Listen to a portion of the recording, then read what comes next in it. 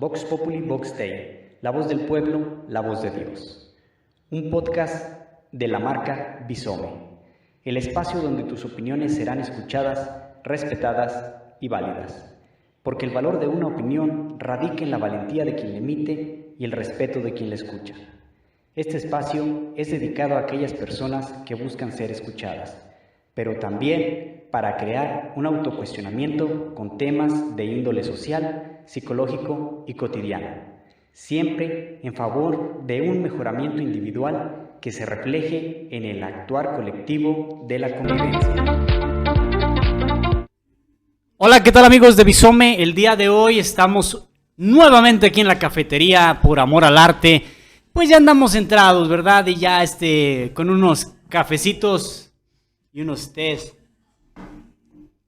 sumamente deliciosos, de cuya marca no les podemos decir de cuál es, pero relajan.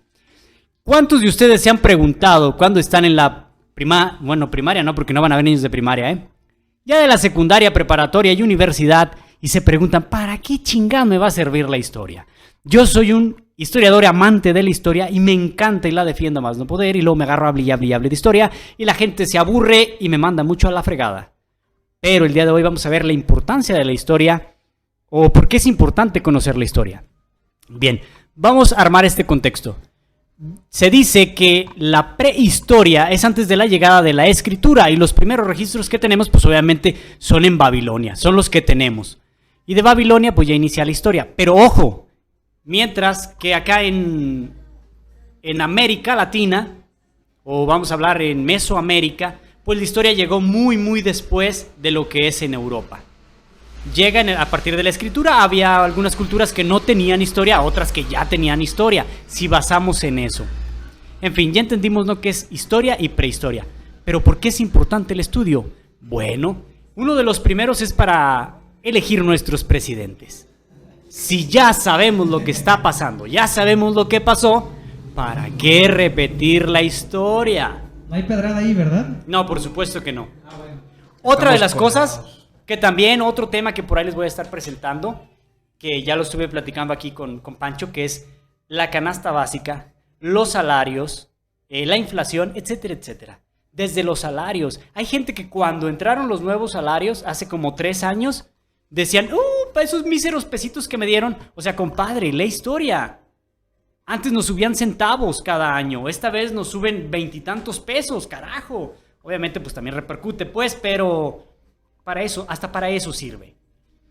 Ya que vamos entrando en contexto de para qué sirve la historia, tengo a 2 expertos aquí que como psicólogos obviamente deben de conocer historia, porque cuando atienden a sus pacientes, pues tienen que saber la historia de sus pacientes para poder darse idea de a quién están tratando y cómo lo van a tratar. Por eso estos expertos nos van a hablar de la importancia en la historia. ¡Arránquense, mariachis!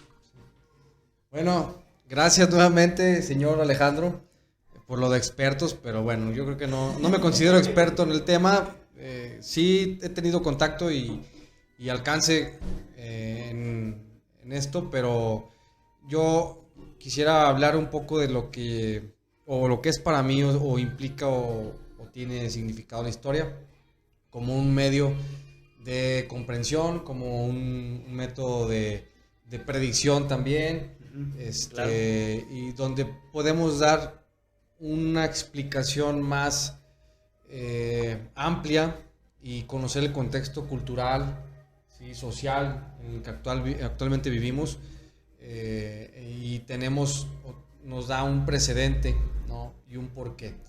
Entonces, a todas aquellas todas aquellas personas que han llegado a estos cuestionamientos del para qué o el por qué, claro, o por qué hay que conocerlo, saberlo, aprenderlo, pues creo que tiene un uso como todo, y cuando le damos un uso a las cosas y es significativo, pues nos va a servir. Mientras tanto lo vamos a desechar. Es por eso que el interés de nuestra parte por abarcar y abordar este tema, para que los que nos escuchan pues puedan ampliar un poquito su perspectiva acerca de la historia y le puedan dar algún uso, ¿sí? Y sea interesante, ¿no? ¿Me dan chance de hacer un paréntesis aquí? No. Sí, adelante. Muchas gracias. Usted, persona que nos está escuchando de aquel lado, ¿cuántas veces por su cabecita pasó y dijo, pinche López de Santana que vendió la mitad de México? Pues, ¿qué cree? Lea historia y se dará cuenta que no fue Santana quien vendió la mitad de México. Incluso Texas tampoco lo vendió. Fue y peleó para recuperarlo, pero este compa era muy borracho, le encantaba el pisto y el café como a nosotros. Lo agarraron pedo, lo hicieron prisionero y le dijeron, ahora firmas la independencia de Texas. Él en su cabecita pensando, bueno, si yo soy un presidente que está prisionero, pues no tiene validez mi firma, y les firmó, regresándose para otra vez reorganizar tropas. Lo que no contaba es que Estados Unidos ya lo tenía planeado y lo anexa inmediatamente. Entonces le dice, si se la haces de pedo a Texas, se la haces de pedo a Estados Unidos, porque es un protectorado de Estados Unidos. Pero realmente no lo vendió. ¿Cuántos hemos sufrido por esa historia, no? O sea, la llaga que ni siquiera nos tocó a nosotros.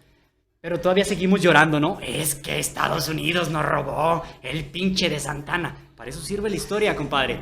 Sí, para que sepa exactamente quién vendió ese territorio. Bueno, de antemano les hago el comentario aquí. El compadre es muy apasionado por el tema y sigue enojado Mejor me todavía voy. con estos personajes. Güey, es que le quitaron parte de sus terrenos a Sí. por eso. Y gracias a eso tenemos que estar trabajando y teniendo No, a ver, trabaja igual, güey. jornadas laborales extensas y sobre explotación laboral y todo, pero compadre. Sobre todo en medio de la cafetería, ¿eh? Sí, pero no te enojes. Lo que él dice es completamente cierto y esto es al punto en el que queremos llegar. Si conocemos la historia, podemos conocer el presente y podemos conocer el futuro y podemos conocer nuestro contexto y nuestro entorno. Y no podemos decir pendejadas cuando conocemos la historia. Ay, perdón. Ya, Sí. siguen ustedes. Sí, ni tampoco como un método de justificación, ¿verdad, Pancho? No, claro que no, porque la historia, además de servir para darte cuenta cómo estás actualmente y por qué están las cosas como están, nos sirven, o más bien la gente suele utilizarlas como herramientas para atacar a los demás.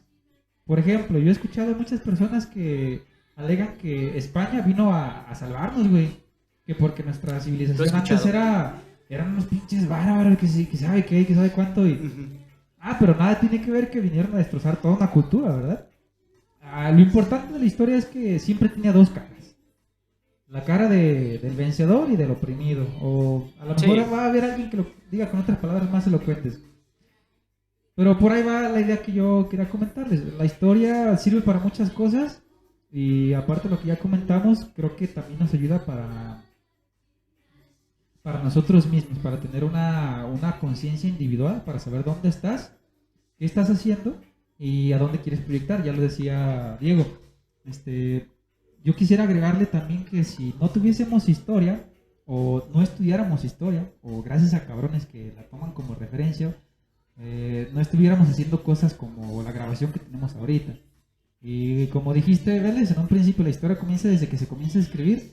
Si alguien no hubiese escrito en su cuadernito de notas que para empezar a conocer la electricidad o cosas así, o para comunicar cómo aprendemos, no estaríamos donde estamos.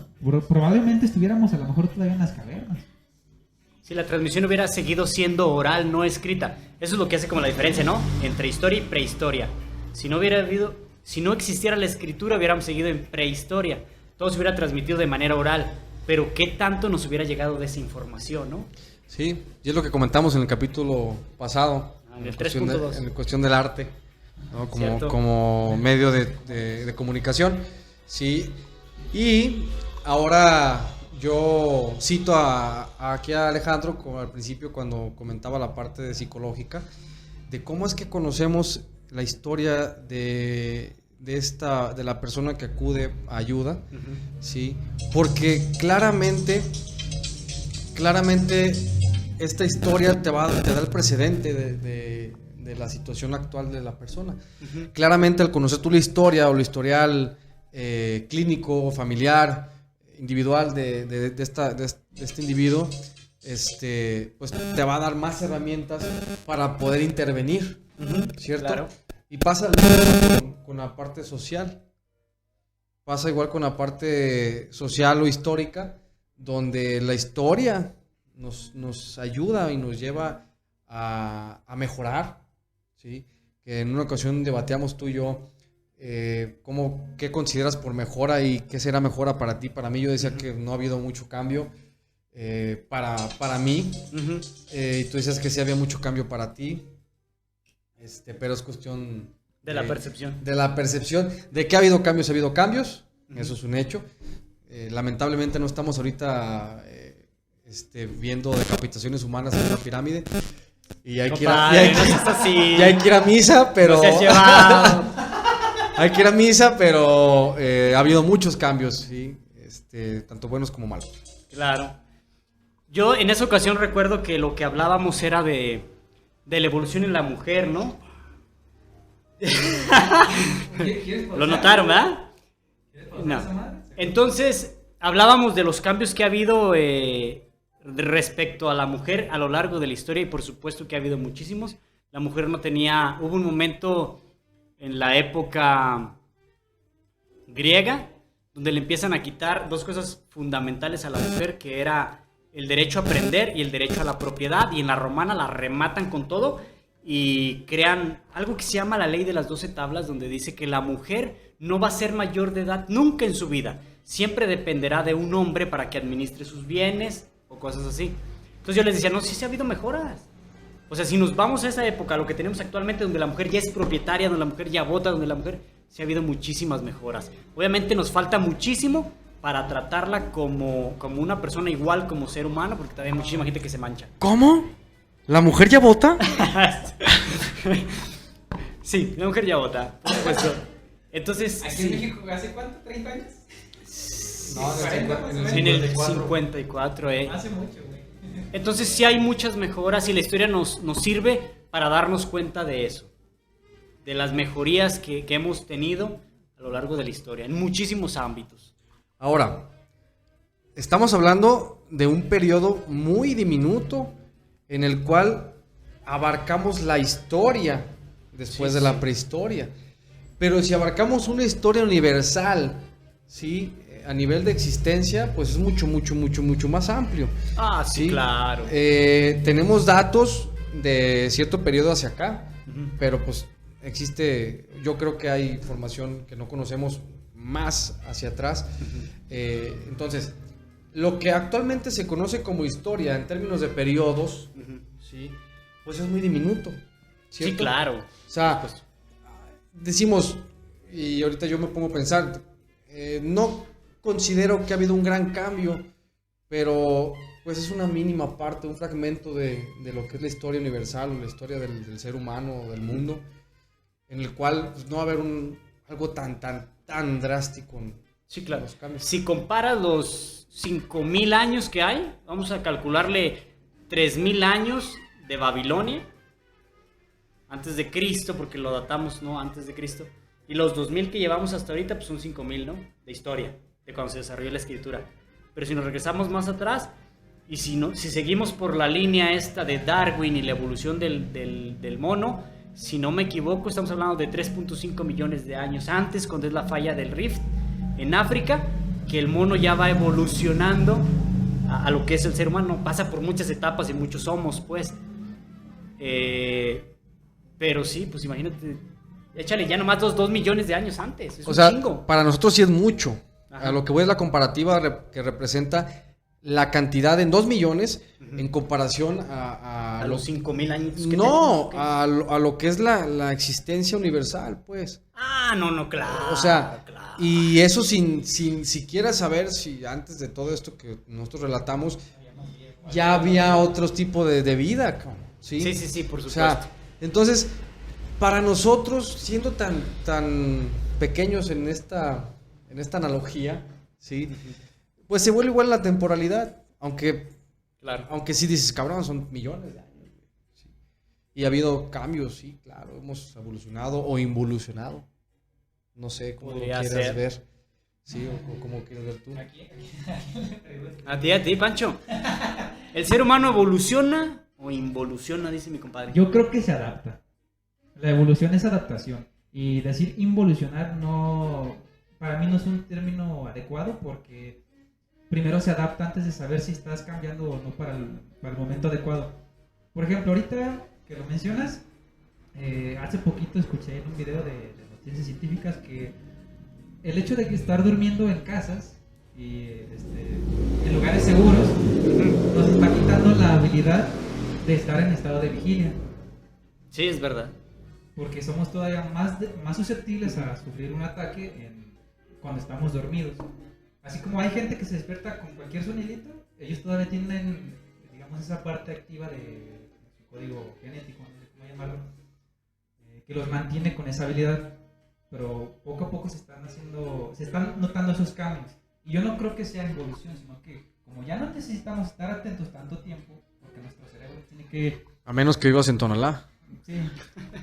Ahí yo te aseguro, güey, que si vas, ahí con cualquier ruedito la raza se despierta en caliente, güey. Es que el tema de la vigilia es cultural también y de contextos, pues. También había una persona que yo conocí que decía, no, pues es que no has vivido en Tamaulipas. Entonces, pues ahí estás en vigilia a huevo, pues cómo no. ¿Sí? Pero parte de conocer nuestra historia, pues creo que es para aprender cosas que sucedieron en el pasado que podemos adaptar ahora. Y otra de las que les mencionaría es la cuestión de la paternidad, pues es un pinche tema nuevecito, ¿eh? De la maternidad, si estamos hablando de la maternidad, es un tema de apenas unos cuantos siglos para acá. Antes no se usaba. Y les digo, si regresamos a los griegos, que es como lo más antiguo, la persona que daba luz a un niño no lo criaba, se lo mandaba a una nodriza, que era quien lo alimentaba con leche. Y después la nodriza lo pasaba a alguien que lo criaba, a otra mujer. ¿Sí? Y ella seguía siendo la madre, pero ella no tenía esa función. De unos siglos para acá es que ya se empezó a dar esa función, ¿no? Quien da a luz es quien amamanta y es quien cría, ya desde casa. Y si hablamos de la paternidad, pues es sumamente nuevo. O sea, que papá esté al pendiente de los hijos, que papá vaya a la escuela por los hijos, que esté en casa, es sumamente nuevecito. O sea, estoy hablando, casi podría aventarme yo del 1900 para acá, porque antes no existía, y a lo mejor hasta menos, ¿eh?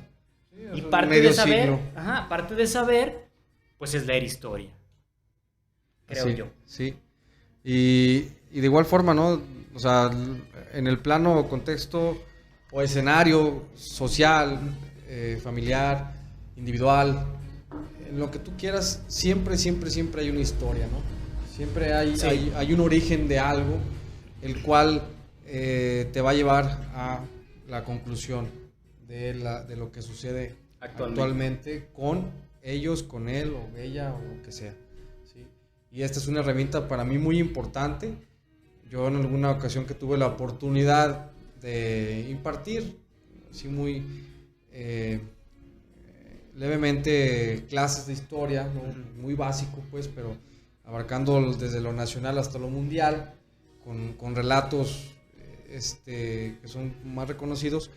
Pero yo al final lo que buscaba transmitir es esto, ¿no? O sea, conózcalo, apréndalo, no en fechas como tal.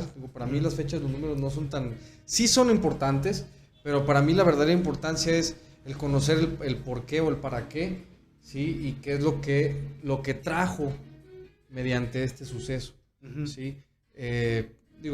A mí un uso no muy práctico sería aprenderme todas las fechas, como es normalmente lo que nos enseña, ¿no? Claro. En 1900 y tantos se pasó tal suceso, ¿no? Ah, ok, ¿y qué?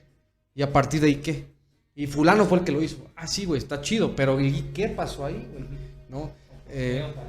Eso ya se hizo obsoleto, de hecho, esa manera de educación. Ese método, ¿no? Más ahora ortodoxo. Buscas el por qué, para qué y cómo. Así es. Y también quiero mencionar la historia. Eso es algo que me gusta mucho, pero la historia, la parte educativa, en México principalmente. Pancho la domina bien. Es algo que a mí me llama mucho la atención porque siempre me he inclinado hasta esta parte, ¿no?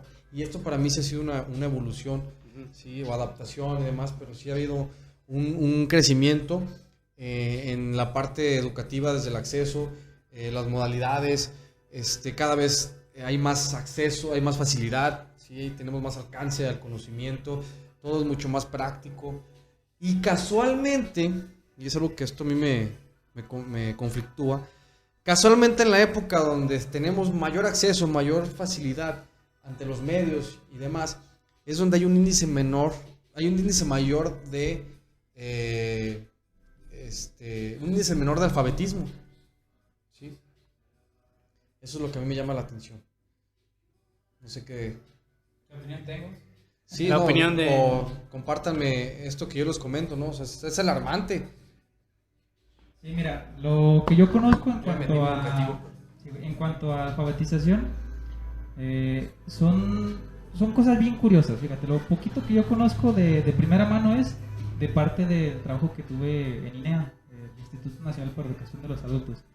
Ahí se maneja un modelo para la vida y el trabajo, se llama, donde la manera de impartir clases es enfocado precisamente para que les sea útil en su vida y en su trabajo. Muy diferente a lo que es una escuela tradicional, donde, pues hablando de modelos, el anterior estaba basado en habilidades, en conocimientos, y ahorita está de moda pues de competencias, y está planteándose cambiarse por un enfoque un poquito más humanista. Lo que yo observé en mis 2 años de trabajo ahí es que, a pesar de que los modelos están bien planteados y tienen un esquema muy chingón para trabajar, no se les capacita de la manera adecuada a los docentes para que lo sepan impartir. Ese es un principal problema. El segundo, que estoy entrando ya actualmente, gracias a los estudios que estoy llevando, una compañera que es maestra dice que, a pesar de que de manera federal les están pasando todo el material y cómo deben de trabajar, se quedan nada más en ese nivel. Por ejemplo, aparece en el diario oficial que los profesores van a trabajar de tal manera, con tales esquemas y bla, bla, bla, pero ahí se queda. No lo pasan al nivel microcurricular, que es dentro del aula. Esa es la parte que también está afectando este tipo de alfabetización. Y otra cosa que yo he notado es que estamos volviendo a readaptar el lenguaje que estamos utilizando para dejar de utilizar las palabras escritas por las imágenes. Y eso lo podemos ver con la masificación de la información a través de videos y el uso de emojis. Memes también. Si te fijas, son reducción de palabras, una imagen, y lo que antes era mucho texto, que incluso ese ya es un meme por sí mismo, también está afectando la manera en que se está llevando a dar la información.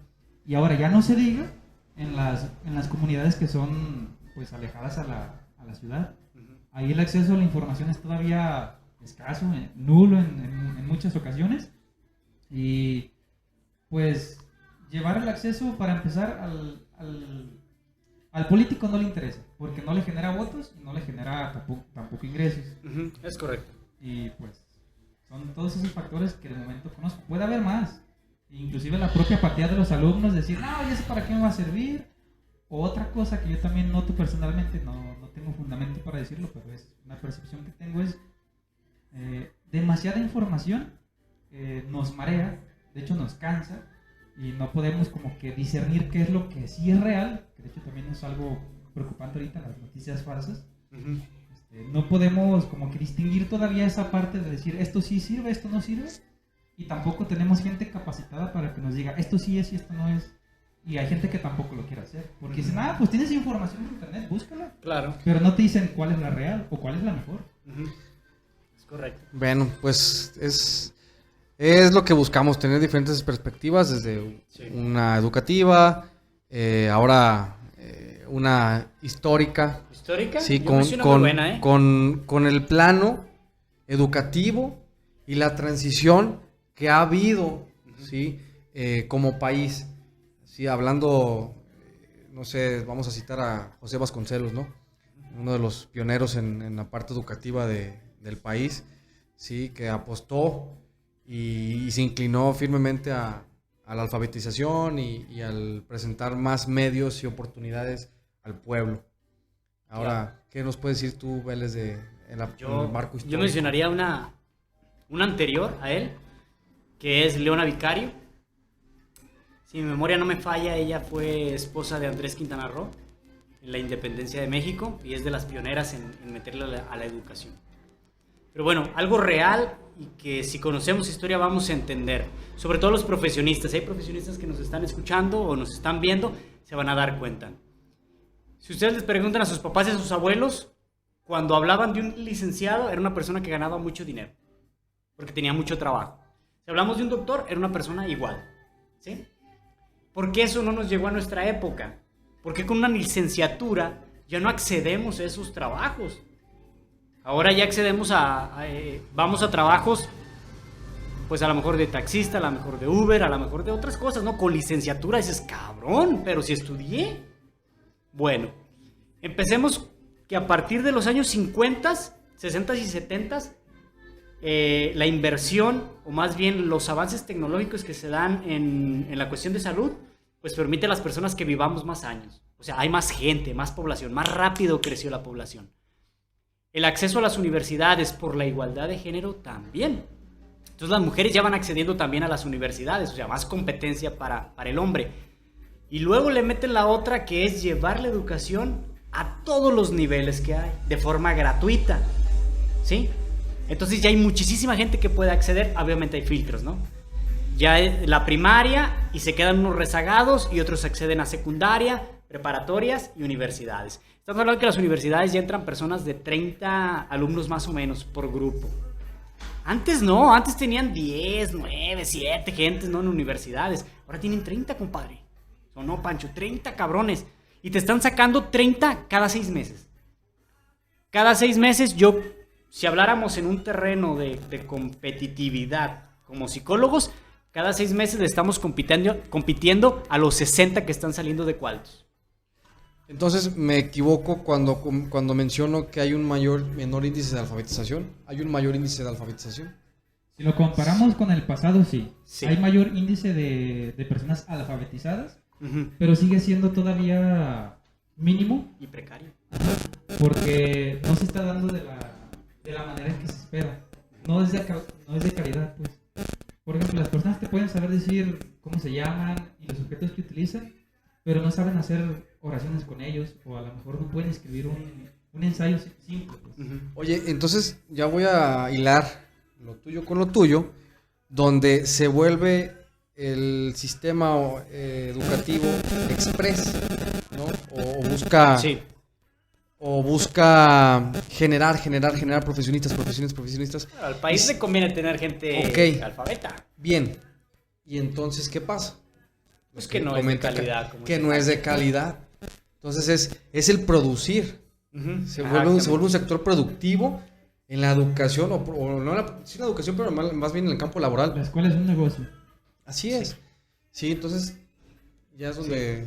Pero hay que meterle filtros, porque si estás sacando 60, o sea, grupo de la mañana y grupo de la tarde de psicólogos, 60 psicólogos, que obviamente no todos se quedan en Tepatitlán. Ponle que se queden 40. Vamos a echarle más bajito. Se quedaron 20 en Tepatitlán, los demás eran de fuera. 20, cada 6 meses 20 nuevos. Que unos se quedan en el servicio, que otros ya están trabajando o están queriendo acceder a ese tipo de cosas. Yo empresa, pues quiero al mejor. Entonces yo empresa ya tengo 20, entonces digo, no, pues estos 20 saben hacer lo mismo. Quien quiera mi trabajo, necesito que tenga la maestría. El que esté estudiando se la doy. Y acceden otros cuantos, pero muy poquitos a la maestría. Pero hay otro puesto más elevado. Y yo empresa le digo, ok, quien quiera acceder de ustedes 6 que están en la maestría, necesito que tengas doctorado. Nos han estado poniendo filtros para esos grandes puestos que antes, con el simple hecho de tener la licenciatura, accedías. Ahora no. Ahora necesitas una maestría, doctorados, postdoctorados, cursos y muchísimas cosas. Es a lo que voy. Se masificó la educación, pero también le metieron muchísimos filtros para seguir controlando ¿cómo decirlo? Las fuentes de empleo, ¿no? Esa es mi opinión, ligado a la historia. Sí, no vamos a perder el hilo, pues, es lo que yo quería mencionar. Pues, todo lo que estamos platicando y mencionando, pues, está relacionado al tema inicial, ¿no? Que es la historia. Uh-huh. Y la historia... importancia, ¿no? De saberlo. Y fíjense cómo estamos ampliando el panorama, la perspectiva de la historia. Porque si comentamos este tema con alguna persona en promedio, la ideología que se tiene o el concepto que hay de historia, uh-huh, pues es el de los libros, ¿no? O el de los hechos históricos, revoluciones, güey, que no sabía, o sea, en México. Y esto es el simbolismo que representa la historia, para la sociedad en general. De hecho, sería interesante que fuéramos, saliéramos y preguntáramos, ¿no? ¿Para ti qué es historia? ¿Qué es la historia? Y yo estoy completamente seguro de que la mayor parte de los entrevistados o preguntados va a tener esta información, ¿no? Este simbolismo o concepto de lo que es la historia, ¿no? La independencia, la revolución, el descubrimiento de tan, ¿sí? Eso significa historia y ahí se quedó, ¿no? Ahí queda plasmado nada más. En cambio, lo que estamos haciendo nosotros, pues ya es dar un escenario mucho más completo. Pues hay muchísimas más cosas que se investigan con la historia que nos llevan hasta... Y significados. Claro. Hasta para construir necesitamos de la historia para saber qué se construyó antes y cómo se construyó. Para no cagarlo, por ejemplo. Para no cagarle que se nos caiga el edificio. Para no cagarle que se nos caiga el puente. Hasta para eso necesitamos. Para el deporte, para hacer hasta las caricaturas, cómo se hacían antes, cómo se hacen ahora. Cómo se grababa en un estudio, cómo grabamos ahora. Necesitamos de la historia, ¿no? Para saber nuestro contexto actual. Así es. Sí, pues ya como manera, digamos, de finalización, de conclusión, no sé si alguien quiere agregar algo más. Yo quiero hacerles una pregunta. Bueno, es más para información general. ¿Has escuchado la frase que quien no conoce su historia está condenado a repetirla? Sí. ¿De quién fue? ¿Sabe? Pues está bien chingona, ¿no? Y es muy cierta. No sé. Bueno, para mí me parece muy cierto, porque si no conoces precisamente el ejemplo que daba, si yo hoy quiero hacer un puente, no reviso cómo lo hicieron otros güeyes que ya la cagaron, yo igual la voy a cagar. Sí. En terapia manejamos algo parecido. Una persona quiso romper con su historia y llega y te dice, es que yo quiero abrazar a mis hijos, amarlos, decirles que los quiero y que los amo, pero no sé cómo. Y revisamos su historia. ¿Y tu papá lo hizo? No. ¿Tu mamá lo hizo? No. ¿Y sus abuelos? No. Eran muy duros, los golpeaban. Entonces revisamos la historia. Entonces, si esa persona no hubiera querido romper ese hilo, no repite sabe, la historia, ¿no? Está no condenada a sabe. repetirla y repetirla. Pero él ya quiso conocerla. La conoció. Ya cuando conoce eso, que en terapia a veces le damos nosotros esas herramientas, la cambia. Así es. Pues bueno, señores, Pues yo creo que por ya mi sí. parte es todo. Los expertos dicen que ya es todo. Yo creo que aquí la dejamos. Parte de conocer la historia es también esta frase como dijo Francisco: quien no conoce su historia está condenado a repetirla. O como estas personas que dicen que en la Biblia dice, ayúdate que yo te ayudaré, que dijo Dios, y que cuando leen la Biblia realmente en ninguna parte está. Conocer la historia y leer sobre todo nos hace aclarar este tipo de cosas. No existe, señores. Búsquenle para que vean que no existe. ¿Sale? Capítulo. La frase. Ayúdate que yo te ayudaré. Esa frase no existe. Búsquenle para que vean que no. Y para finalizar y decirles, el universo se creó porque Dios lo tenía predispuesto o fue cosa del azar. También es historia, hay que investigarla. Nos vemos, hasta la próxima. Gracias, adiós. La interpretación de las opiniones que aquí se emiten son responsabilidad de quien las escucha. El trabajo realizado es sin la intención de ofender o causar molestias, aclarando que algunos contenidos, al ser las opiniones de los individuos, no siempre tendrán sustento científico. Sin embargo, deben ser escuchadas, respetadas y válidas. Te invitamos a seguirnos en la página de Facebook Bisome, Vida, Sociedad, Mente, en TikTok Bisome 1, en el blog Bisome o en YouTube Bisome, donde podrás mandarnos tus opiniones, comentarios o dudas sobre algún tema que aquí se trate. De la misma manera, puedes mandar tus opiniones para nosotros hacerlas públicas.